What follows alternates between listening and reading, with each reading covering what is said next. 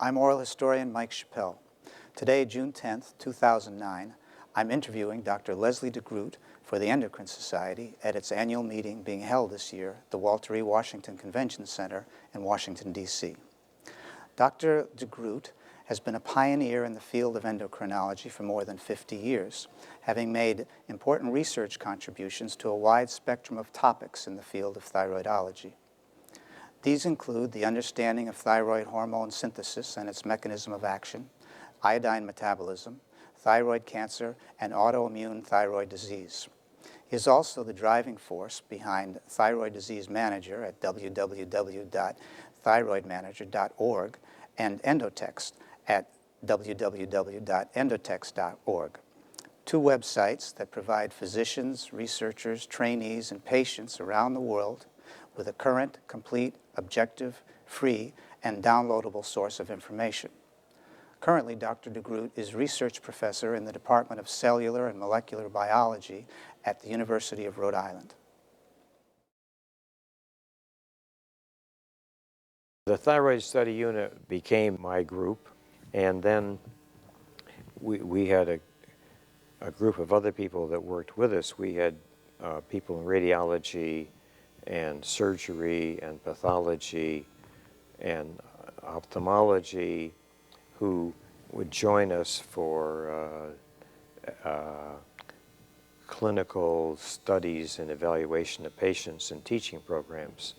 So the thyroid group was small. It was 2 or 3 senior people, and then maybe quite a few, up to 10 or 11 or 12 younger people, fellows, that were working on probably 3 or different projects or 4. They each had a project, but maybe there were 3 or 4 main lines of research. And so it was running a boys' club, helping people develop and finding support and taking care of rivalries and keeping them interested and involved, and benefiting from the intellectual discussion and excitement. I mean, the best thing about it was that these were bright young guys who wanted to go far as they could in medicine and who were working hard as they could, and so it was intellectually very exciting. I became interested in autoimmune thyroid disease, and the reason was because it was very common. Maybe 4 or 5% of women get an overactive thyroid during their lifetime. And 20% have thyroiditis, which is a very common condition, and of those, maybe 6 or 10% become hypothyroid. So they're very common diseases, and so I was interested in understanding the etiology, thinking of therapy of an important common thyroid disease.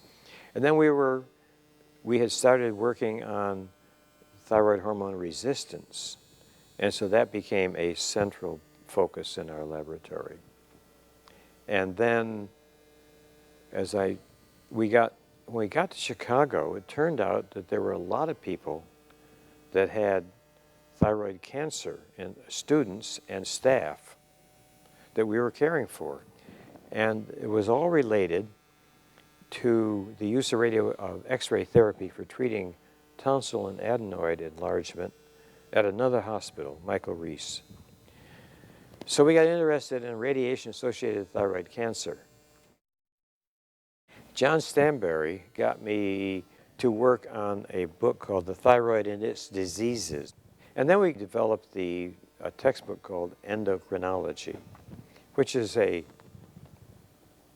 it's the best endocrinology textbook in the world, very simply put.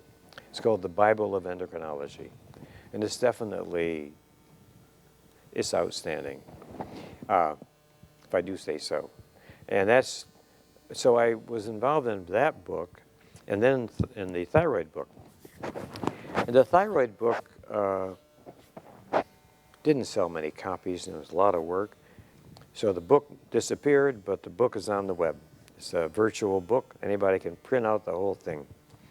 And then we got the idea, well, if we can do this for the thyroid, maybe let's do it for endocrinology. So we set up the Endotext, which is a complete endocrinology textbook on the web for free for anybody in the world. And what are your current views of the field? You know, it's been a fantastic ride.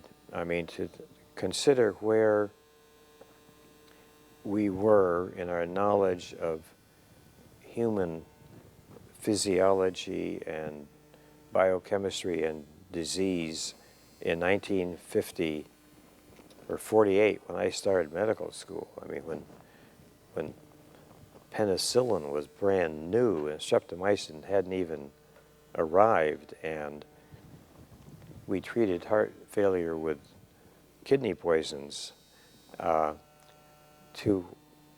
research was fantastic if it did it with a chromatogram, to where we are today. I mean, the increment in knowledge is so fantastic.